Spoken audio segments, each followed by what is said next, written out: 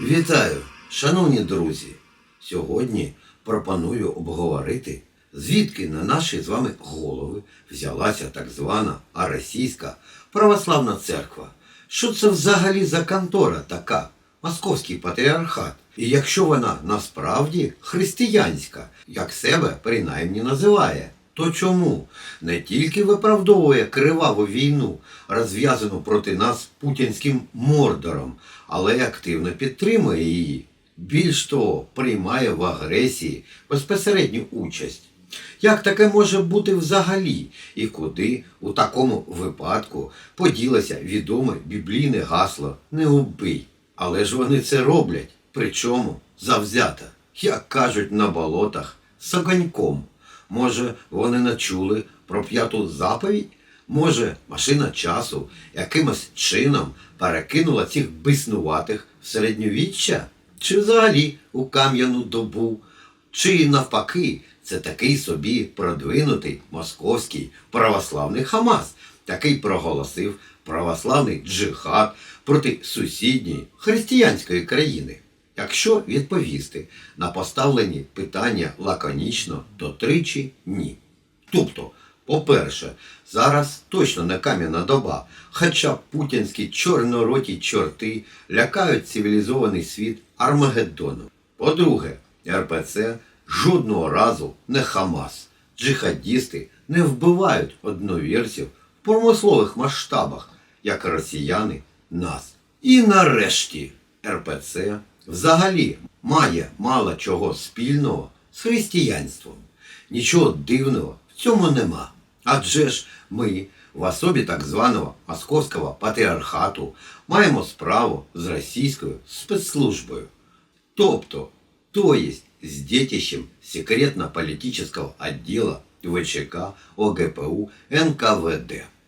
Думаю, ни для кого сегодня не секрет, что Московский патриархат был фактически заново учрежден Иосифом Сталиным осенью 1943 года.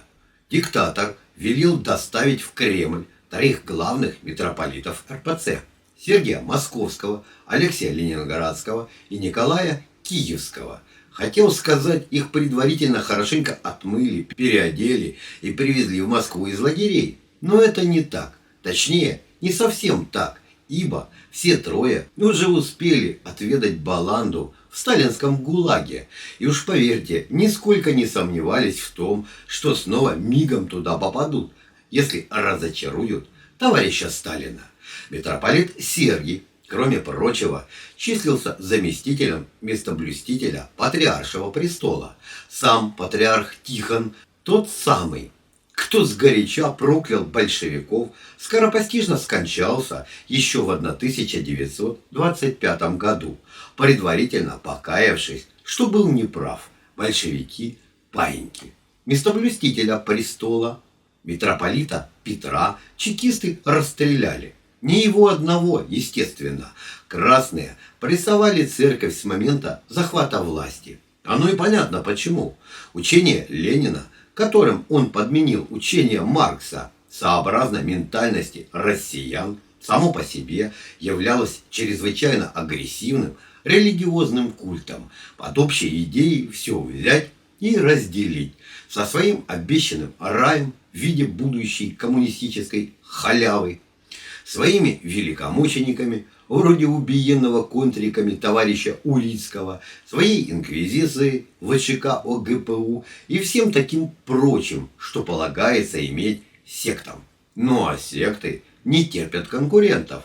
Для устранения последних, не только одних христиан, но и прочих верующих, хоть в Аллаха, хоть в Кришну, хоть в Вишну, ленинский совнарком учредил так называемую антирелигиозную комиссию. Эта лавочка состояла из одних чекистов, и заведовал ею тоже чекист, былинный упырь Евгений Тучков.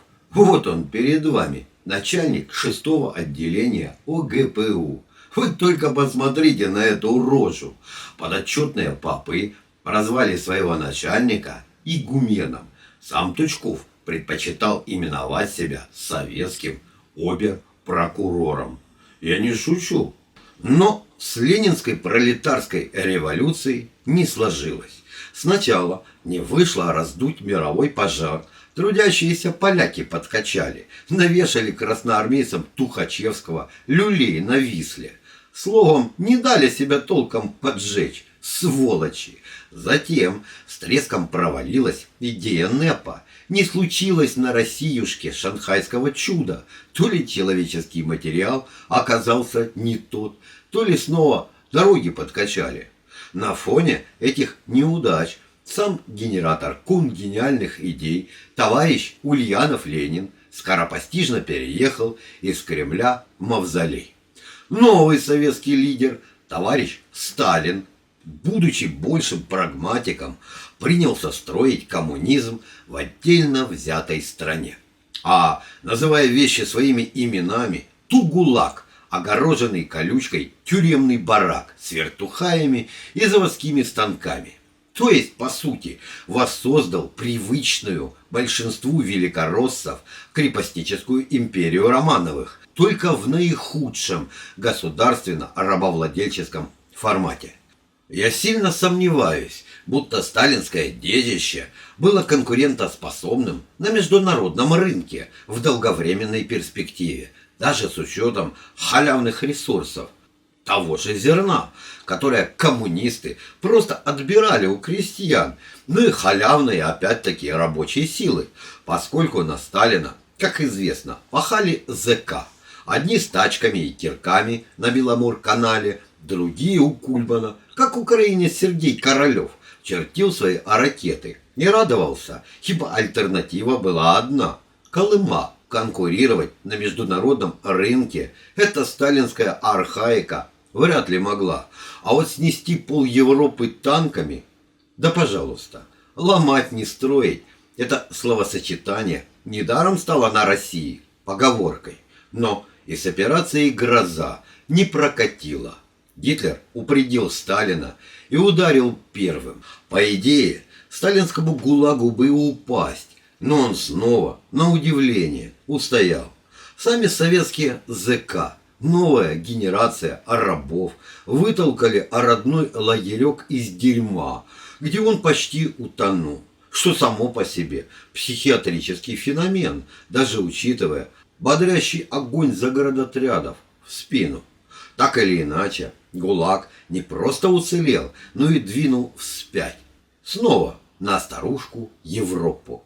И вот, когда в чудовищной войне красных с красно-коричневыми наметился перелом, а это случилось по итогам Сталинградской битвы, у Сталина наконец-то дошли руки до фасада своей лагерной империи. Собственно, он этим фасадом занимался и раньше. Закладывал самые большие на планете линейные крейсера, когда большинство населения голодало. Строил помпезные здания, когда большинство населения ютилось в бараках. Тратил деньги на съемки псевдоисторических блокбастеров про отцов болотной государственности Александра Невского и Ивана Ужасного. Именно Сталин раскрутил их культ, если кто не знал. А еще переименовывал комкоров в генералов, наркомов в министров, РККА в советскую армию и так далее. Понятно, все эти сталинские маневры были растянуты по времени. Тем лучше они демонстрируют его намерения. Сталин строил империю. Точно как в «Звездных войнах» Лукаса, только без Хана Соло и повстанцев. Такие у него исчезали в солнечном Магадане. Понятно, что господствующей идеологией совка неизменно оставался марксизм-ленинизм. Но он был не живее своих соавторов. Ленин был авантюристом и предпочитал модерн. Пускай и кровавый. Это в данном случае неважно. Сталин, будучи консерватором, стоял за старое. И он воссоздал рабовладельческий строй. Государством такого сорта без собственной церкви никуда. Тем более, что церковь в них обслуживает исключительно государство. Что-что, а работать на государство РПЦ была приучена с незапамятных ордынских времен. Сталин это очень хорошо понимал.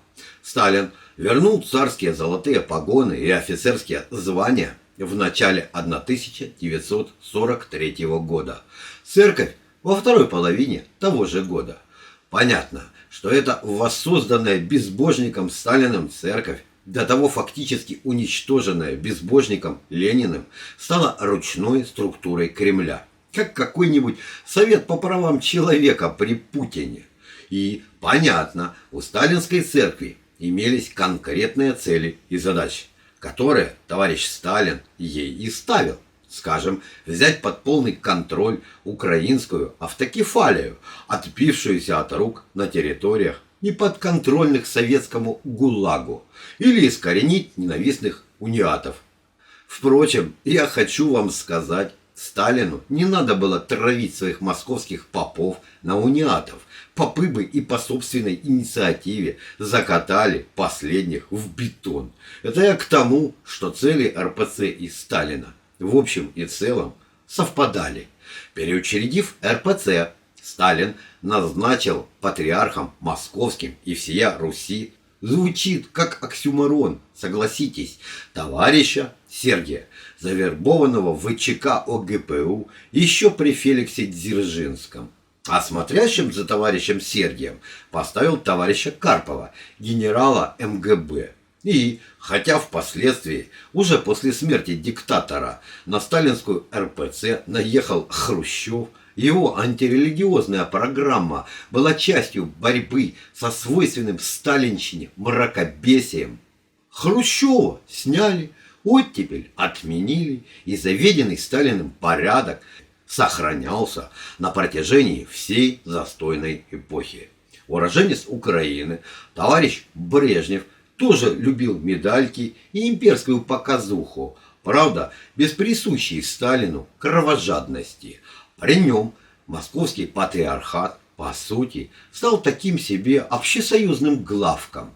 Да, этот главк находился под неусыпным надзором 5-го управления КГБ, за которым, в свою очередь, присматривал идеологический отдел ЦК. Компартия не доверяла чекистам и правильно делала. Они же сильно ощипали ее в 1930-х. И, кстати, окончательно кинули в 90-х. За ненадобностью. Понятно. В застой РПЦ не преуспевала, как сейчас. То есть она не купалась в бабках. Но в тот период в них почти никто не купался. Это было не принято. Рядовые совки мечтали о туалетной бумаге. Комсомольская правда для этого годилась плохо. Бумага была шершавой. Советская номенклатура средней руки мечтала, как бы привезти из-за бугра какой-нибудь грюнтик с десятком кассет. Советские пилили головки, как наждачка. Я точно не знаю, отоваривались ли попы РПЦ в закрытых партийных распределителях. Баночка шпрот, бутылочка шампанского, румынские сапожки, если повезет. Старшее поколение, кто остался вменяемым, помнит. Но церковные иерархи, архиереи уже точно принадлежали номенклатуре ЦК. Служебные «Волги», а может и «Чайки», все как полагается. И они честно держали идеологический фронт, чтобы никакие левые приблуды не просачивались, пятидесятники, баптисты, униаты всякие и так далее.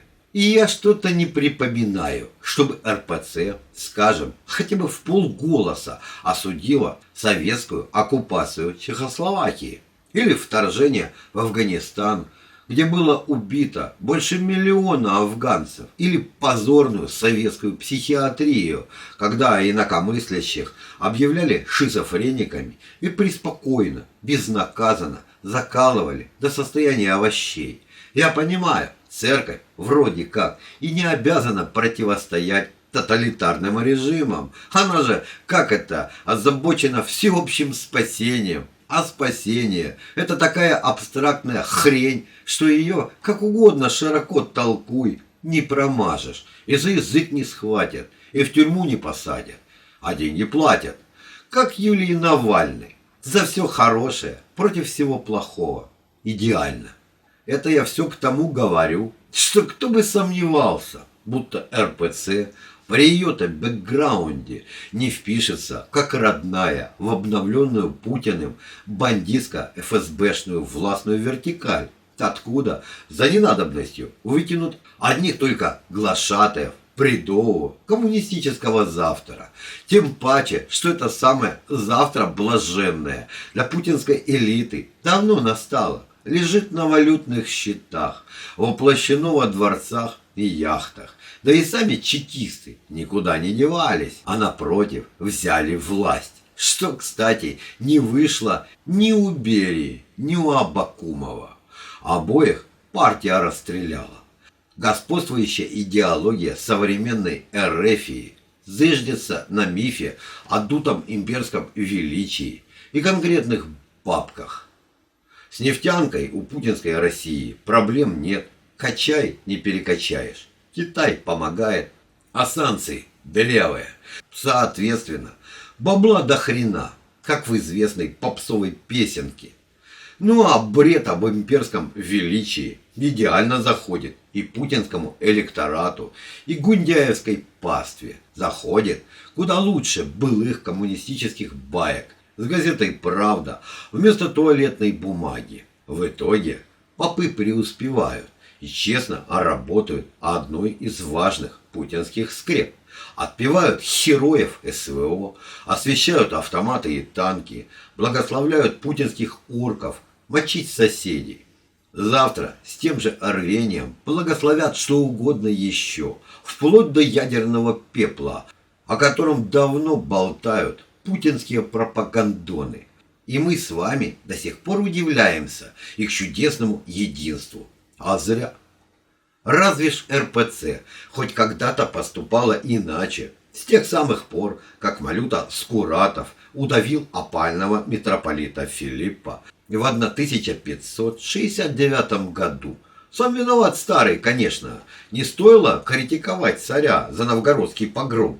Впрочем, подобные чудаки в рядах РПЦ большущая редкость. Недаром же опального Филиппа немедленно разжаловал Святой Синод. Впрочем, и задолго до появления московских царей, еще когда они бегали халуями у Орды, РПЦ столь же преданно обслуживала их хозяев, царей ордынских, правивших тем, что мы сегодня называем Россией на протяжении многих столетий. И царя Джанипека, и царя Тахту, и Мингу Тимура, и так до Батыя включительно. Или вы думаете, будто попы РПЦ не возносили молитву за победу ордынского оружия, когда в 1327 году ордынский прихвостень Иван Калита резал почем зря тверичей, восставших против хана Узбека? Или примерно те же попы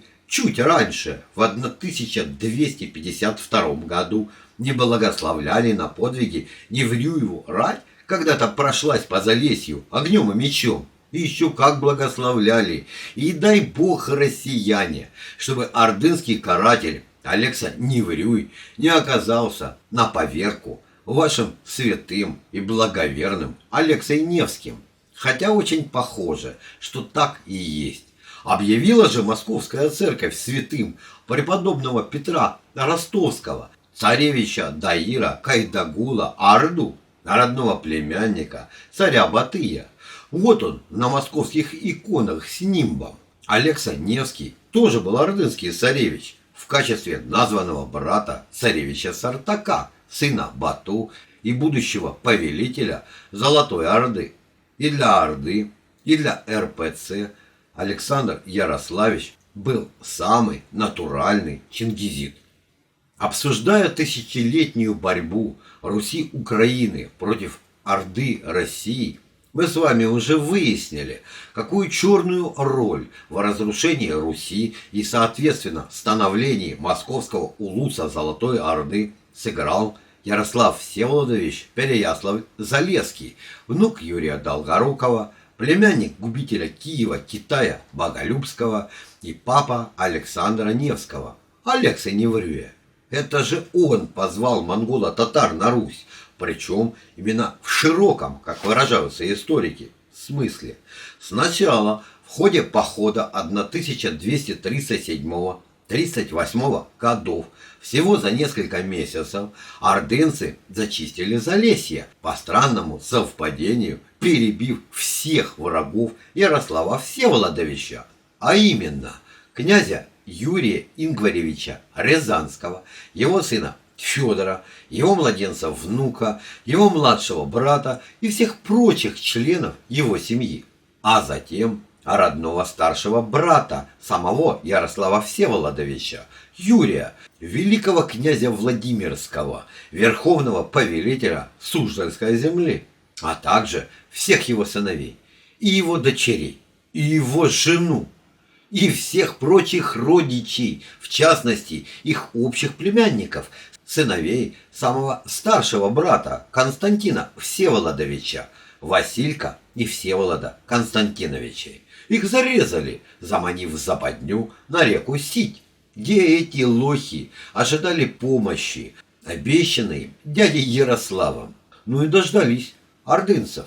Кстати, показательно, Василька Константинович был единственным из всех залесских князей, кто за 15 лет до описываемых событий в 1223 году поскакал на Калку, чтобы вместе с киевскими, волынскими, галицкими и черниговскими дружинами дать отпор Субудей-богатуру. Субудей ему этого не простил. Современные московиты делают вид, будто чтут память погибших пращуров. Они им даже памятник поставили в тех краях. Однако просто физически не могут признать, кто же так ловко заманил Константиновичей на погибель. Как только в Волго-Окском регионе сменилась власть в стилистике Джона Корлеоне, только гораздо круче, Батый двинул на юг и по ходу кампании 1239-40-х годов разгромил уже настоящую, летописную, по определению академика Рыбакова, Русь, то есть Переяславщину, Черниговщину и Киевщину, за которой последовали Галичина и Волынь. В итоге все эти территории были опустошены, и таким образом Батый подчинил себе большую часть Руси. Но только править ею напрямую не стал, а назначил гауляйтера, предателя и коллаборанта Ярослава Всеволодовича. Если б я снимал кино, то обязательно взял бы на его роль Медведчука. Именно на этого человека, на Ярослава Всеволодовича и на его старшего сына Алексу Неврюя, то бишь на святого и благоверного Александра Ярославича Невского, ну и на группу аналогичных, отобранных ими предателей, была возложена непосредственная задача по укоренению ордынского ига над Русью. Смотрим мы сегодня на Путина, смотрим на старого мерина Лаврова, смотрим на бесноватых зетников, радующихся помощи от Китая, против украинцев, славян, против Руси. И нам остается признать, что Невский сотоварищи с поставленной Батыем задачей справились на ура, укоренили иго так, что оно до сих пор живет в миллионах россиян, хотя и минуло 8 столетий. Один из зрителей моего канала заметил мне, что иго над Русью было бы просто невозможно установить без церкви. Не в том смысле, конечно, что церковь участвовала в ордынских походах, хотя надо сказать, что среди ордынских наёнов было полно христиан. Христианином, скажем, был хан Гуюк, двоюродный брат Батыя и будущий повелитель всей державы Чингисхана. А в том, что при своем непререкаемом в ту эпоху авторитете именно церковь узаконила власть татар, легитимизировала иго вместо того, чтобы призвать население к вооруженной борьбе. Принимаю критику, так и есть. Тут действительно много вопросов, на которые историкам не с руки отвечать, даже нашим, украинским. Ну вот, судите сами. Батый по ходу своего вторжения в Европу разрушил много европейских городов. Польских, венгерских, прочих. Он смел местные армии и разогнал феодалов. Но закрепляться на оккупированных территориях не стал. И никакого ига там, соответственно, не случилось. Да, ни у поляков, ни у венгров не оказалось предателей уровня Александра Невского. Не нашлось среди них охотников стать польским Алексеем Неврюем. Но и местная римская церковь на службу Орде не пошла. Впрочем, у нее очень похоже, и шансов на то не было. Ордынцы нарезали латинян так рьяно, будто это было что-то личное. Что это вообще могло быть? Как и почему под ударами татар пала именно Русь, а восторжествовала Орда? Предлагаю рассмотреть в следующей части. Чтобы не делать длинных видео, их на ютубе плохо смотрят. Ничего не попишешь. Мы живем в эпоху коротких меседжей. Поэтому пока все. Дякую за увагу, шановне панство. Бажаю міцного здоров'я і великої витримки всім нам. І особливо нашим героїчним захисникам і захисницям. До побачення, друзі. Бережіть своїх рідних. Бережіть себе.